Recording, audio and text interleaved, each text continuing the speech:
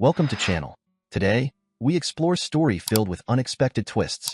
Please, subscribe and like to stay updated. Let's begin. My wife and I got married quite late in life. I was 27, she was 30, and that was 12 years ago. We had both lived life to the utmost before meeting, so we were both essentially broke. Our premarital conversations addressed our desire to have children, as well as Emily's wish to remain at home until the smallest kid entered school. We both agreed that having a full-time parent is critical to a child's well-being for those who can afford it. That meant we had till we began a family to save enough money to go through the hard years. That meant Emily worked full-time while I worked as much overtime as I could. I got into the habit of working a double shift on Fridays, arriving late on Saturday and working an additional 17 hours.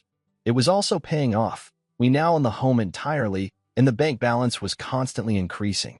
Recent talks led me to expect that children would be on the way soon, definitely before Emily turned 39 and her chances of having a first kid fell. That's why the chat we had on Thursday night was so weird. Daniel, I'd like to discuss a trial separation. How do you spell incredulous? I was so stunned that my brain froze. All I could say was, what? Anyone who has ever been dumped by a lover, girlfriend, spouse, or wife understands how it feels. The guy conducting the dropping has everything planned out and is well prepared. The individual being dumped is unprepared and disoriented. That was me right now. My following comment, why? Was as intellectually interesting. I just think we need a bit of a break from each other, she told me. Allow us to appreciate each other like we used to. You have to admit, Daniel, you aren't as romantic as you used to be and don't appear to appreciate me as much as you used to. You always say you're too tired to go out more than once a month. You don't make love to me 4 times a week like you used to, and quite frankly, you're putting on a bit of weight. Surely you'll agree that a bit of a break will do us the world of good. If I had been more sensible, I may have seen that in one speech. She switched from us at the beginning to me at the conclusion. As it was, it went straight over my confused head. How about we say a month, Daniel, then see how we are going? She blurted out. He'll be staying at Natalie's. Feel free to ring me whenever you like. But I don't think we should see each other more than once a week. More than that, and it won't be much of a separation, will it? Just be assured, Daniel, that I love you very much and know we will make beautiful babies together. I'm sure that after a month or 2 at the most, we'll be back where we used to be. Emily stood up, grabbed 2 luggage from the rear hall, and marched to the front door. Don't I have any say in this at all, Emily? I mumbled. My mind is made up. Daniel, she said. Who is he, Emily? God, I knew you would think that. I just told you I love you. Daniel, only you. There is no one else, so there's no need to bug my phone, follow me, put a GPS tracker in my car, or hire a PI. In fact, if you do any of those things, I may interpret that as you not trusting me and have to review our relationship. She tried to get up again, but I grabbed her arm and pushed her back down. This is unfair, Emily. You've had days or weeks to plan your little speech and your little gamble, but it's all new to me. What gamble, Daniel? I was relieved that her expression finally reflected some of my perplexity. Surely you can see that you have just put our relationship at risk, Emily, with this unilateral little stunt of yours. It reeks of contempt. I've always treated you as an equal partner in our relationship and would never dream of doing something this risky without at least asking your opinion. What risk, Daniel? I love you. You love me. Where's the harm? It's only for a month or so. If I miss you before then, it'll be back like a shot. What do you mean by contempt? You haven't given me a chance to defend myself. For example, we rarely go out together because I work so much overtime on Fridays and Saturdays. We agreed on the overtime to improve our financial position. We don't make love as often as we used to, partly because we've been married for 12 years, and partly because I'm always exhausted. I've gained weight because you suggested I take the supervisor's position for the extra cash, and it isn't as I'm sorry, Daniel. I promised Natalie that I would go out with her tonight. With that, she stood up, took her luggage, and proceeded towards the door. All I could think to say was, just remember that you are married, Emily. She walked out the door with hardly a stop. I had practically little sleep that night, so I wasn't prepared to work an 18-hour shift the next day. However, it was too late to alter it. After I offered to relieve him again, the afternoon shift supervisor had already planned his next steps. In my profession, you can't afford to let your guard down too much. As a result, I was standing in the incorrect location at 12:05 p.m. On Friday, a 32-ton loader came around the corner and almost ran me down.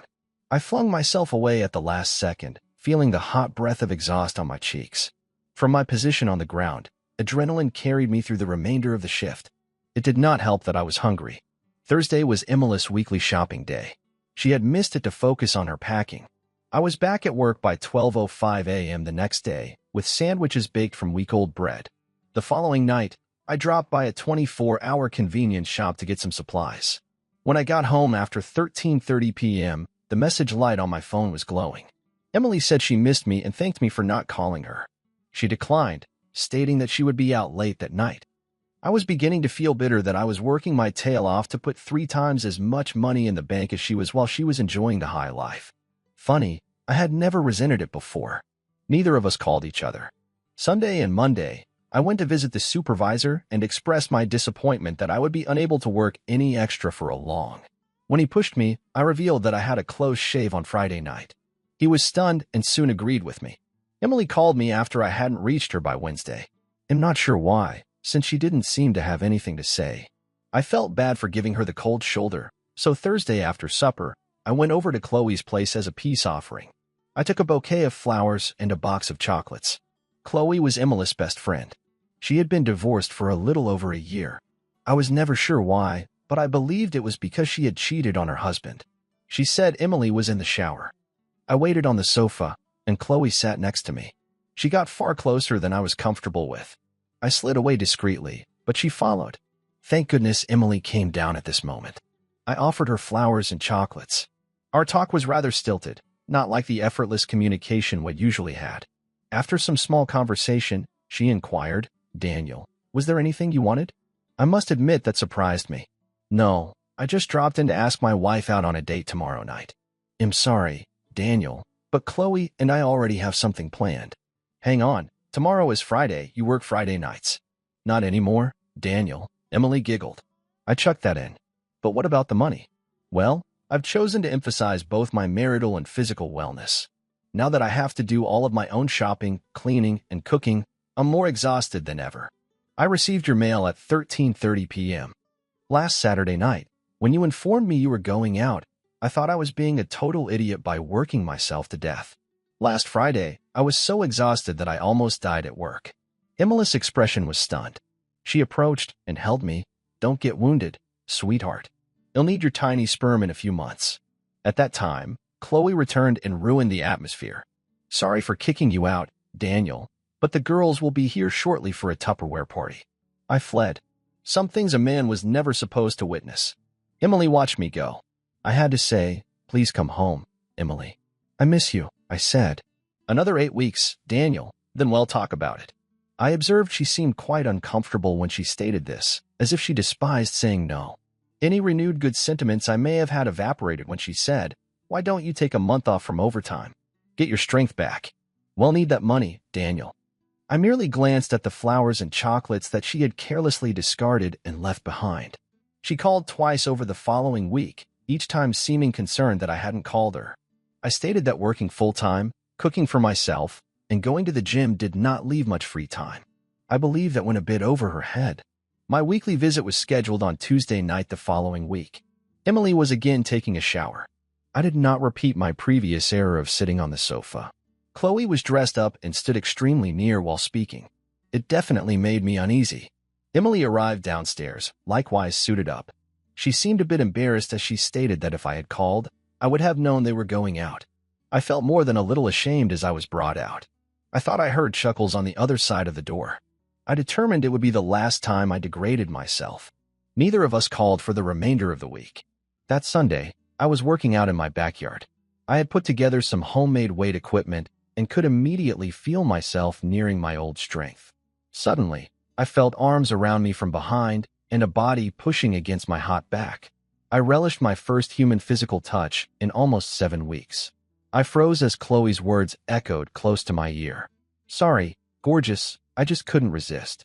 Surprised, I swung around, disengaging more to hide my uneasiness than to be pleasant. I asked her if she wanted a coffee. I saw Khloe was wearing one of her normal clothes. However, I must agree that it did highlight her magnificent cleavage. Inside, I sat at the end of the kitchen table. It didn't work. Khloe pulled a chair exactly next to mine, so close that our legs touched. We made small chat, which was never my strong point. Aren't you going to inquire how Emily is doing? No. She made it quite plain that it was no business of mine. Khloe grinned. She seems a little disturbed, you know. She had hoped you would be pleading and groveling by now. Sorry, Khloe, it's not my style. I asked her out on a date the first time I visited to your house. She declined, citing prior commitments. I saw she never called and requested to reschedule. I have no clue what this separation is about, so I'm simply going to sit and wait to see whether she returns or if our marriage is over. I knew that anything I said would be relayed to Emily. I anticipated Khloe to be concerned after my previous comment, but she just smiled and placed her hand on my leg. This had to be some sort of test, one that I was certain I would pass since I didn't find Khloe emotionally appealing in the least. That physique, however, was a different story. I saw that another button on her top had mysteriously undone itself. You know, I have always respected you and Emily as a relationship. Don't you? You must be really confident in your love to allow her to date other men. Or are you simply pretending not to be worried? My blood became chilly. We had not discussed dating during our unilateral separation, but my words "don't forget you're married" should have been self-explanatory. Without saying anything, I left the home and went into my vehicle. I barged inside Khloe's residence. Emily, dressed in a bikini, was sunbathing herself on the terrace, visible from the kitchen window. With resolve, I marched out. Emily, what is this? Khloe tells me you're dating? I have not been dating, Daniel. We met a few of men at a club last Tuesday and danced a little. We may have suggested that we may go back there yesterday night and see them again, but that isn't a date. Emily didn't seem scared as she defended herself, which surprised me. If I were to define her appearance in one word, it would be determined. So what happened last night, wife dear? Nothing, just more dancing. Nothing is improper. We have not kissed or anything like that. They simply brought us some beers, and we danced a little. Nothing inappropriate. Since when has it been acceptable for a married lady to dance with other guys while her spouse is not even present? I imagine toward the end of the evening, you simply happened to remark when you'd be there again? No answer. Well, if you meet them again, it will definitely be a date, and just as definitely be very inappropriate. Look, Emily, all this is really hurting me. You know, I still have no idea what this separation is all about. Can we skip the next 2 weeks and just have you come home right now? I really miss you. No, Daniel, not yet. In fact, I think we'll go past the month.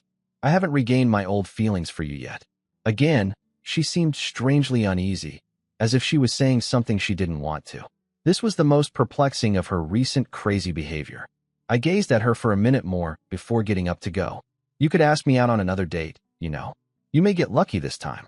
Without stopping or glancing back, I blurted out, or you could ask me out. You know where I live. Emily started phoning the house phone every night starting on Monday. The chats were usually short and awkward. I got the idea she was merely checking to see whether I was home. I did not like the ramifications of it. She called around 9:05 p.m. on Friday. The house phone diversion to my cell, which I had configured, worked well. I could definitely hear music in the background.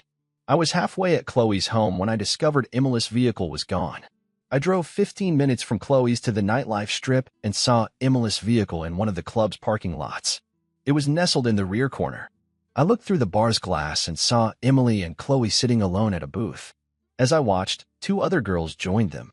One I dimly knew as Emily's friend Vanessa, and the other was a stranger. I saw Vanessa introducing the visitor to Emily and Khloe. While they were busy, I slipped into the back corner and hid at the far end of the bar. 10 minutes later, I got a fortunate break. The booths were arranged in a double row, with a wall between them, thus dividing the bar in 2. I observed the couple at the booth next to the girls depart, making sure they didn't glance my way. I sat down in the empty booth. By stooping slightly, I would go completely unnoticed until one of them got up. I addressed this by sitting with my back to them. With effort, I was able to understand the majority of what was stated. Vanessa was chatting. Emily, you are insane. According to what you've mentioned, your Daniel is much more romantic than my spouse. Another voice cut in, apparently from the stranger. Yes, me too. I would have murdered for half of what you claim you got from my ex, Khloe cut in. Don't you think Emily deserves more? Look at her. She's beautiful. Vanessa cut in again. I'm not sure, fellas. It seems like a very risky game to me. How do you treat him, Emily? Do you pamper him rotten? With so much overtime, it seems like the person is usually inebriated. Do you lock him up in bed all day Sunday and torture his mind? I would keep him if he were mine. Emily has a very faint voice, so I didn't hear her respond. That continued for many minutes. When Emily ended and Vanessa continued, all I heard was, "Is that all? And you're making him struggle for you at all?" At that time, someone turned on the jukebox. I took advantage of the chance and evacuated my bladder. When I came out, my booth had been taken. The bar was filling up quickly. I felt secure returning to my corner of the bar. I wondered how long it would take before the men showed up. Over the following hour, I saw other males approach the ladies and try their luck. Everyone departed dissatisfied. Then I saw the weird female coming towards the bar. She traversed the whole length, hoping for an opening. As she neared my corner, I made a huge point of making way for her. She grinned at me and ordered for drinks. Up close, she was a lovely woman with short brown wavy hair and an easy grin. As she waited for her beverages, she looked at me. "Do you come here often?" "Hey, that's my line." "Well, you were too slow," she remarked, chuckling. We spoke casually until her beverages came. I didn't miss her searching look at my wedding ring finger. Because of my employment, I seldom wear my ring. When her beverages finally arrived, she shocked me. "Look, the talk at my table is really bad. Do you mind if I use you as an excuse to skip class?" "What do I mind if a beautiful female approaches me?" I responded with a wicked smile. "What do you think? I should tell you, however, that I am married, but my marriage is in severe distress. That is why I am here." "Wow, thank you for being honest. I am only searching for friendship, so if it is still good, I would want to communicate." She grinned at my naughty look and returned 2 minutes later. We spoke fairly comfortably for the next hour and a half. I kept looking over to make sure we weren't being noticed. I observed that a guy had taken the empty seat at the ladies' table and was purchasing all of the drinks. Khloe was a lovely girl, and we were extremely comfortable together. At 13:27, Vanessa arrived. I did not see her until it was too late to conceal. She had a faintly perplexed expression. I recognized the sensation. She knew she had seen me before, but couldn't remember where. I grinned as Khloe introduced us. Vanessa murmured in Khloe's ear what I was pretty certain was, "You're right. He's cute." "Emily has offered us a ride home. Would you want a ride?" I could see Khloe's uncertainty on her face, so I assisted her. "I really need to get going anyhow. It's great to chat to you, Khloe." I kissed her cheek. She flushed and departed. Halfway to the door, she returned and handed me a business card without saying anything, just smiling. She departed. I saw the 3 females go, leaving Khloe and the man at the table. I decided to give them a 5-minute head start out of the parking lot.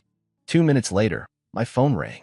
Emily's caller ID indicated that she was calling from the redirected home phone. After introductions, she inquired, "Why is there music in the background? Are you holding a party at your house?" "I am in a bar, Emily.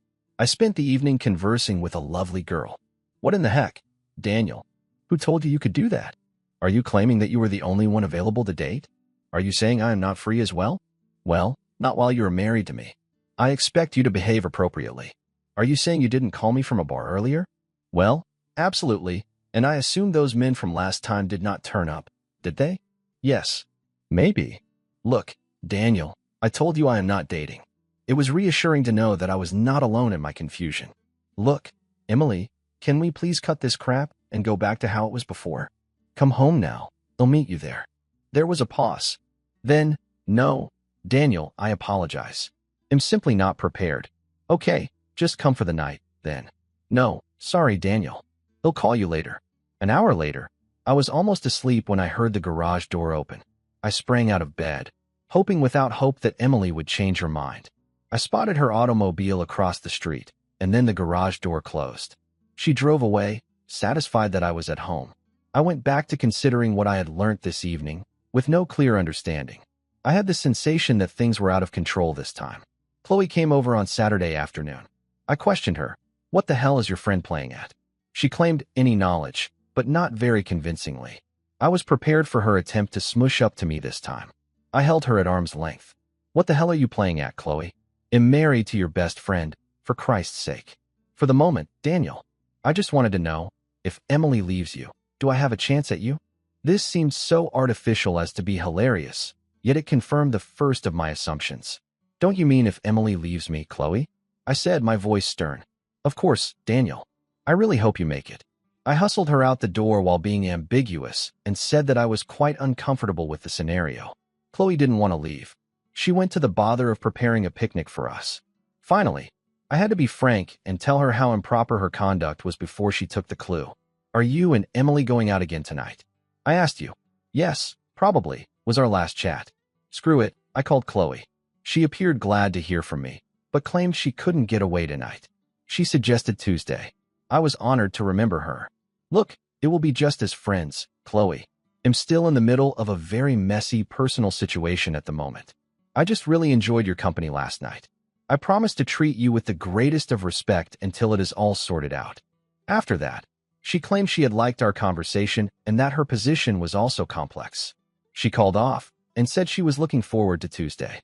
Monday morning marked the beginning of a new trend for Emily. She started calling me at 8:05 a.m.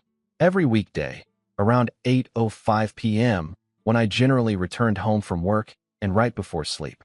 It was ostensibly because she missed me, but my requests for her to return were denied. It was rather evident that I was being monitored. On Wednesday, I discovered a message on the house phone answering machine. It was merely from a marketing business, but it was noteworthy since it had not been sent to my smartphone. I checked the home phone and discovered that the diversion had been removed. So, I had a guest. That Tuesday, Khloe greeted me at the front door of her apartment, and we departed right immediately. She looked stunning. When we were seated at the restaurant, I initiated the discussion. So, would you like to tell me why your personal life is a bit complicated? Yes, her name is Sophia. It turned out that Sophia was Khloe's 5-year-old daughter. The father did a bunk after deciding that family life was too serious. Khloe's mother looked after her tonight. I shifted the subject to divert her from inquiring about my personal problems. The other night, while we were in the pub, you said that the chatter at your table was really dreadful. What was all this about? Oh, that terrible talk with foolish people. There was a lady there named Emily. She has just briefly split from her spouse, but the naive lady plans to return to him. They are going to create a kid, and she's separated to attempt to compel him to fight for her, by pampering her more, being more romantic, and so on. The terrible part was that when she detailed what he did, he already sounded very fantastic. He gave her flowers every week, took her on date nights every month, and always seemed to indulge her despite the fact that he works late every Saturday. He wakes up early on Sundays and prepares her breakfast. He even treated her to a surprise cruise last year. I would have been satisfied with half of it from my ex. It made my buddy Vanessa unhappy too. She does not get anything like that. Some females don't realize when they're wealthy, I guess. Believe me, it gets stupider. Even before they separated, she was doing all sorts of things to try to make him jealous. Like what? Well, apparently she used to come home from girls' nights out later and later, having deliberately put men's cologne on. Bloody hell.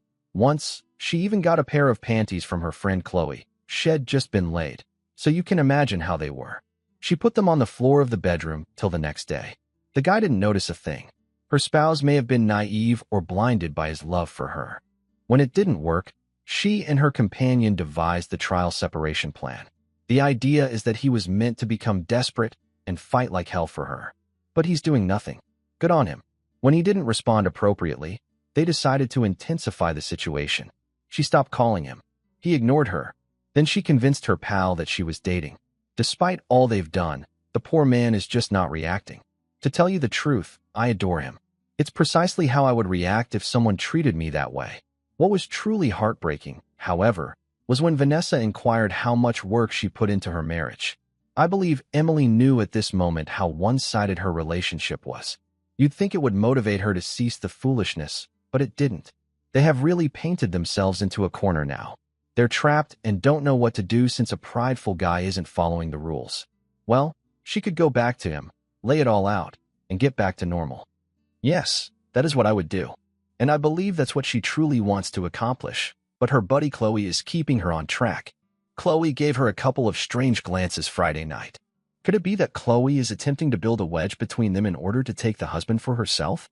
You know, you could be correct. That would definitely explain what I observed. That would definitely make her a chilly, wicked witch. What would you do if you were the husband? Well, I don't know how their relationship has been until now, but my reflex would be to dump this stupid witch and move on to someone who would really appreciate me. At this moment, our lunches came, and we switched to more neutral subjects. I couldn't believe how relaxed I felt with Khloe. When the waitress removed the empties, my conscience forbade me from continuing the deception.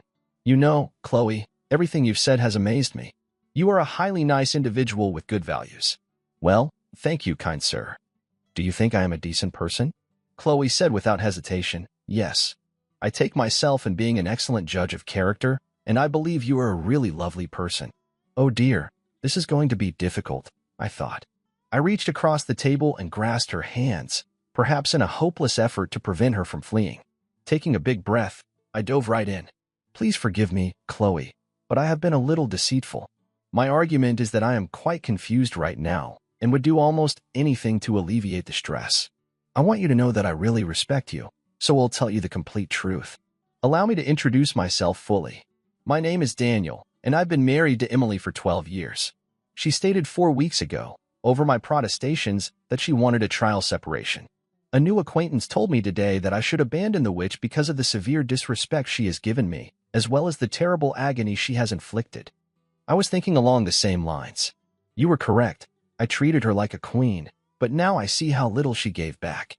I saw Khloe's face go through a range of emotions before landing on terror. She placed her clenched palm over her mouth. Oh my God, did I just call your wife a foolish witch? She asked. Actually, I was really hurt when you called her that. But it did break the ice a bit. But I could see Khloe was still conflicted. I quickly continued. Do you understand that the first words out of your lips were not how I offended you, but how you might have insulted me? That simply shows what a beautiful person you are. Will you forgive me? Yes, you used me a bit, but I see where you were coming from. Is that why you called me Friday night? Were you searching for a spy? Hey, remember when you talked me up? Can I rely on your friendship until this matter is handled, one way or another? Yes, Daniel, but friendship is all I can give. I don't want anything to do with destroying your marriage. Thanks, your friendship is all I want at the moment. From my perspective, I felt we had a wonderfully happy marriage with no indication that Emily was unhappy. When I returned home from work one Thursday, she sprang the trial separation on me. She was about to go, but I compelled her to explain. But it wasn't enough to keep me from being confused since I devoted all of my energy to either work or Emily. I don't really have any close buddies. Is there any way we can work things out? Khloe inquired. I do not know. A large part of me believes I would feel like a total sissy accepting her back after the way she has treated me. Plus, after speaking with you, I realized how one-sided my marriage was romantically. I'm a little ashamed to tell you the truth. We switched to more neutral themes by mutual unspoken agreement. From there, we had a wonderful evening that ended when Khloe wanted to relieve her mother. It was my advice that she think things through and get back to me after she had digested everything. I said that I would understand if I never heard from her again. The next day, I was headed towards the grocery store when I was summoned by the coffee shop just down the street. I turned to see Emily, Khloe, and another girl standing behind her. When I went to the table, my heart sunk because I knew Vanessa. She threw the game away by yelling you. She recognized me. The ramifications suddenly became clear to me. Emily would soon realize I was snooping on her. She would also be aware that I had seen no guys on her Friday night pub outing. Depending on what Vanessa stated, Emily may conclude that Khloe had given away the whole game. I should have been concerned, but strangely, I realized I wasn't. I'd have to look at it later. After a little polite talk, I left them to it, stating that it was time to go home and cook. I studied Emily's face to see if this made her feel guilty, but it went straight over her head. The predicted phone call did not arrive until 11:30 p.m. That night, I was practically sleepy, and no one is at their best in that condition. Daniel, didn't I warn you not to spy on me? Emily said over the phone, frustrated. The fact that you did just shows me your lack of trust in me. Not only that, it shows an extreme lack of respect. Look at it from my point of view, Emily. You pulled a stunt on me and refused to tell me what it's all about. Don't you think I may want to try to find out for myself? It was a clear violation of our rules, Daniel. Your rules, Emily? I waited for it to set in. What a waste of crucial thinking time. Her subsequent statements were curiously philosophical. Daniel, dear, I just don't know what to make of all this. This trial separation just isn't working out as I thought it would. I'm not sure if I love you as much as I need to. I think we need to extend it by another month or two to see what happens. She waited, clearly expecting me to erupt. I remained mute. Unless Shed had a sudden change of heart since last Friday, this was just an escalation to push me to work more. What was the old saying? If at first you don't succeed, try again. Personally, I like the mining form of this. If at first you don't succeed, try more explosives next time. It wasn't much of an escalation, though. Just increasing the divide and confirming her low view of me was fairly dumb. I think I should be able to date other guys, Daniel. Maybe if I do that, you'll realize how good you are and regain my old feelings again. She waited for the inevitable explosion. This time, my quiet was not intentional. I was dumbfounded. When I had the opportunity to speak, I opted not to.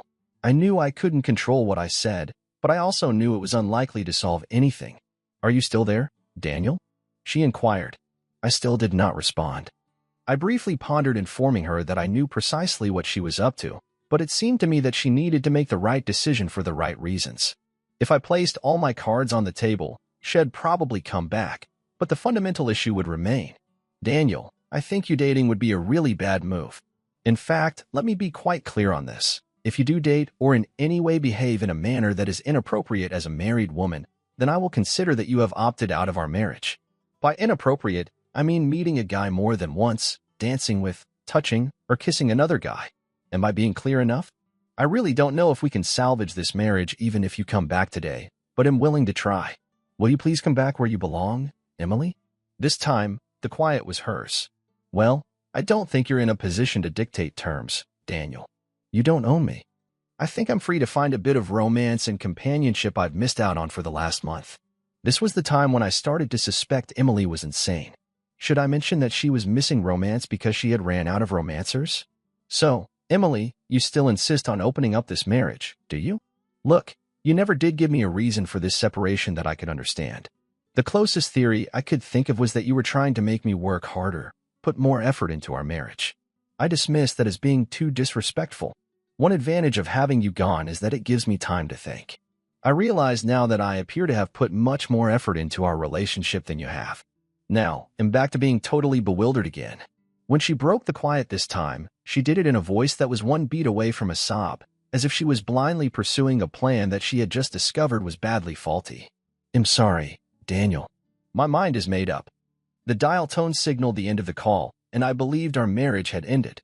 Surprisingly, when I returned home on Thursday and Friday evenings, Emily's vehicle was parked 13 meters down the street in the other direction from which I arrived. I saw her drive away 5 minutes later. Khloe called Thursday night. She informed me I was completely forgiven. I was more relieved than I can express. She asked for an update. After assuring me that she was merely asking as a friend, I explained my most recent interactions with Emily, including my interpretation of her possible purpose.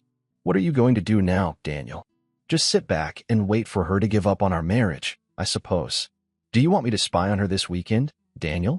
No, don't soil yourself with this one, Khloe. How about we find out where they are, and you take me on a date to the same place? No, I want stoop to her level. Good thinking, though. I would like to see you this weekend. We bargained smoothly for a few minutes before settling on a Sunday afternoon picnic. She didn't press me on why I wasn't accessible Friday or Saturday.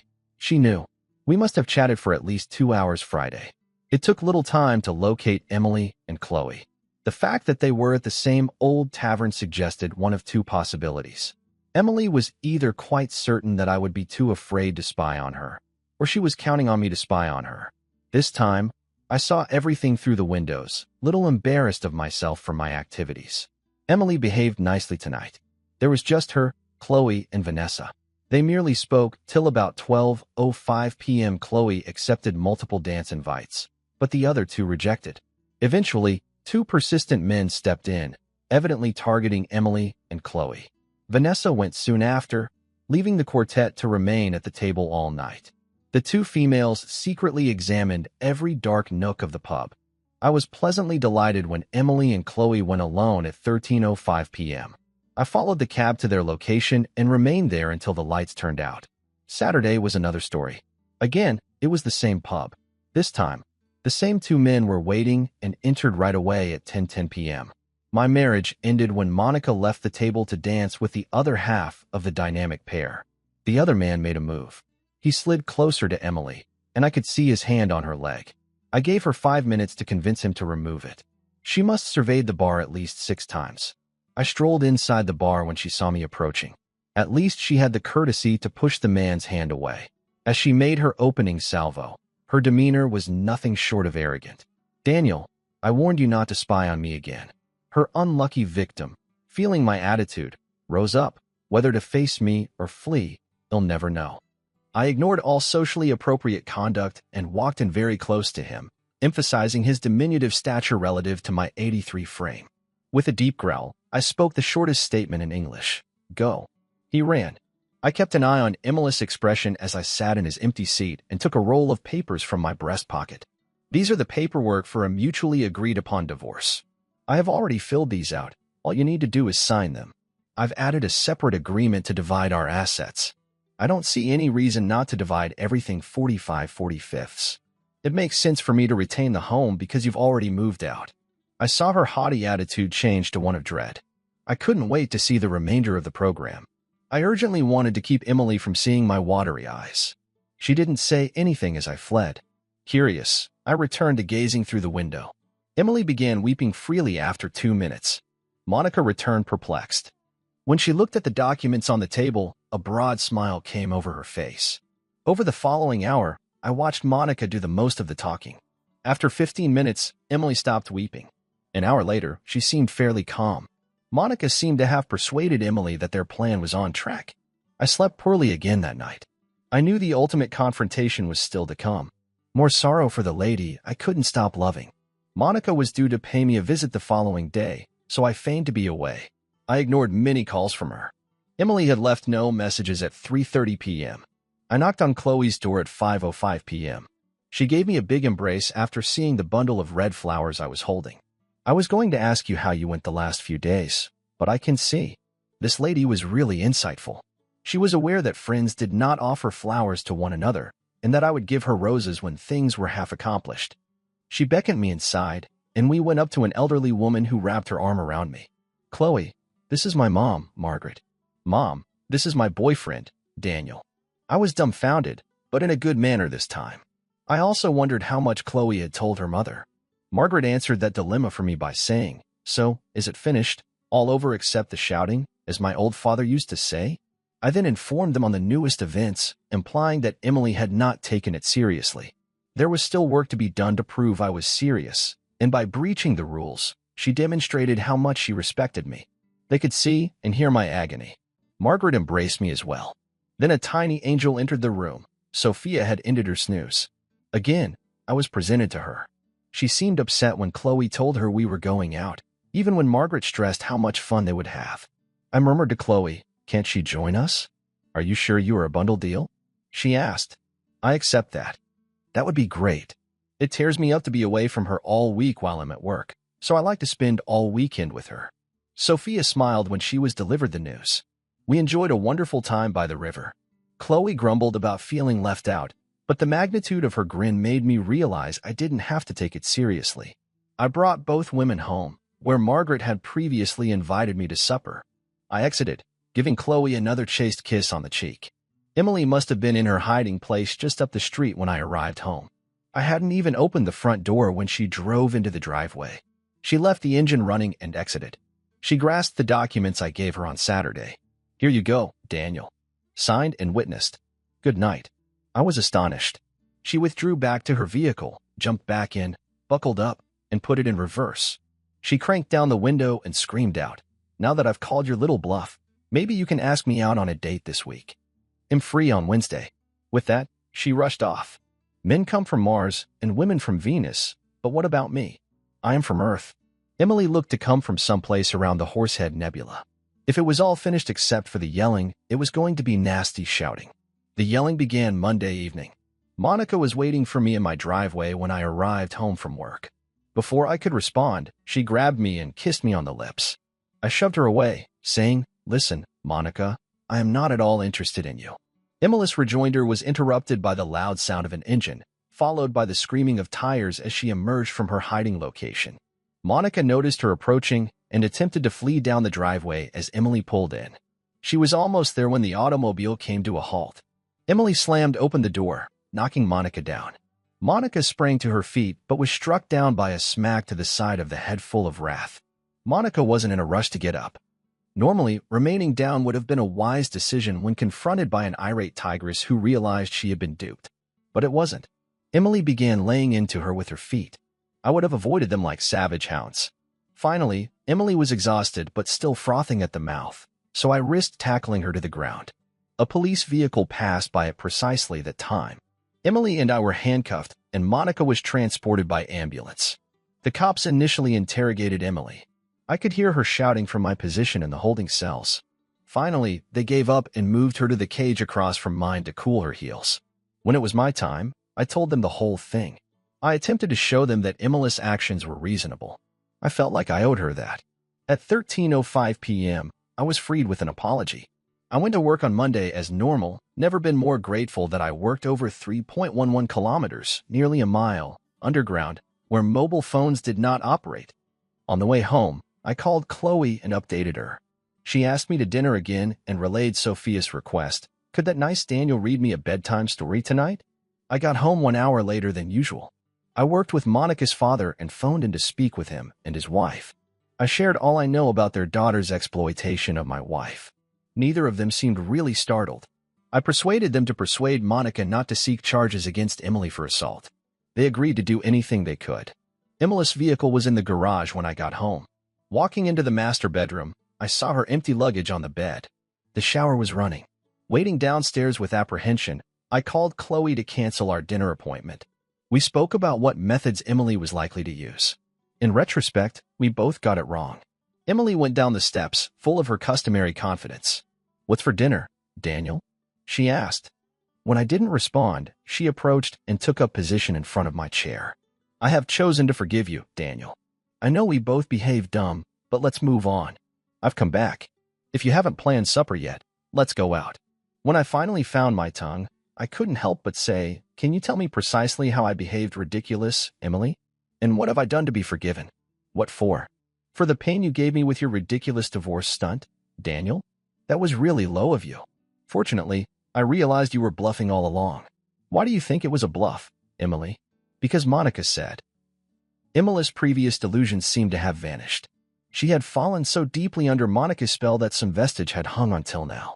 Her face became white, and she sat with a thump on the coffee table. I sat there in fascinated discomfort as a new reality crept into her head. The show lasted 5 to 6 minutes. Finally, she glanced up at me and asked, "You weren't lying about the divorce, were you?" I shook my head regretfully from side to side. "For the record, Emily, you didn't abandon me. You flung me away. I've always done anything I could think of, or had the energy to do, for you, Emily. What have I gotten? You simply walked away, leaving me bewildered and alone. I tried to warn you. Didn't I mention it was a gamble? How much more straightforward could I have been? After all of my love and work, I expected, no, I knew, that I had won your respect and allegiance. Did I get those? No, I was kicked in the teeth, disrespected, and left broken and confused. Did you ever look at the balance of work in our marriage and see the same one-sided outcome I've witnessed over the past 5 weeks? No, you simply let a deceitful witch persuade you that you could have more. You can't have Monica now. I have straightened her out. Where the hell did that come from? Look, Emily, this has nothing to do with Monica, okay? Sure, I knew at one time that it was all a ploy on her side to put a gulf between us, but I've never thought of her as anything other than the skank she is. Are we all fine, Daniel? This was it. The biggest one. The point of no return. No, Emily, we are not all right. We have the divorce paperwork to prove it. I can't get over the contempt you've given me all along, much alone the threats. I have to tell you, when you threw me away, someone else picked me up. Emily's face became more paler. Daniel, what do you mean? I have met someone else, Emily. She began off as a buddy who helped me get through this. God knows I needed one when my one buddy left out on me. I'm sorry, Emily, but you gambled and you lost. With a clean conscience, I strolled out the door and began a new life. If I was fast, I may be able to make it to Sophia's story time. Thanks for watching. Do you think the character made the right choice? Let us know in the comments. Don't forget to like and subscribe.